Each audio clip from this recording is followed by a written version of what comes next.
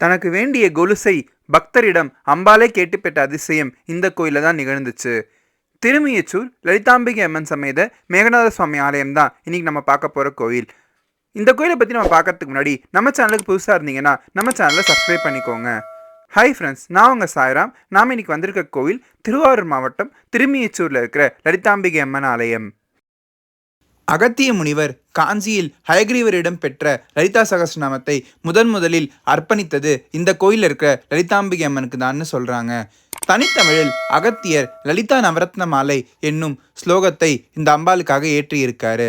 இந்த கோயிலில் இருக்கிற அம்பாள் லலிதாம்பிகை என்னும் திருநாமத்தோட ஸ்ரீ சக்கர ராஜபீடத்தில் அமர்ந்த ரூபத்தில் காட்சி தராங்க.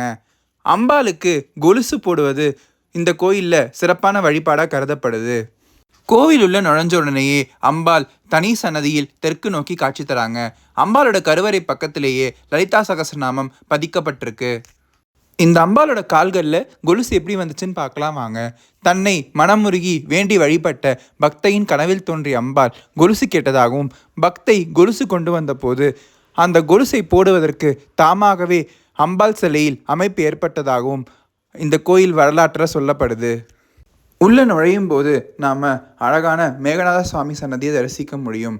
மேகநாத சுவாமி பாடல் பெற்ற சிவாலயங்களில் ஒருத்தராக இருக்கிறது மட்டும் இல்லாமல் ஒவ்வொரு வருஷமும் சித்திரை மாதம் 21 முதல் 27 நாட்களுக்கு அவர் மேலே நேரடியாக சூரிய கதிர்கள் படுற மாதிரி அமைப்போட இந்த கோயிலில் காட்சி தராரு.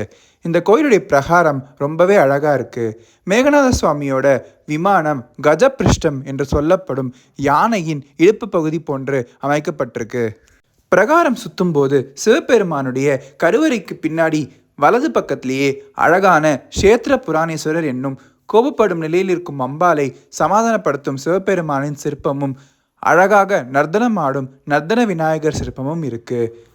கோவிலை சுற்றி வாயுலிங்கம், தேயுலிங்கம், அக்னிலிங்கம், அப்புலிங்கம், ஆகாசலிங்கம் என்னும் லிங்கங்களும் இடம்பெற்றிருக்கு.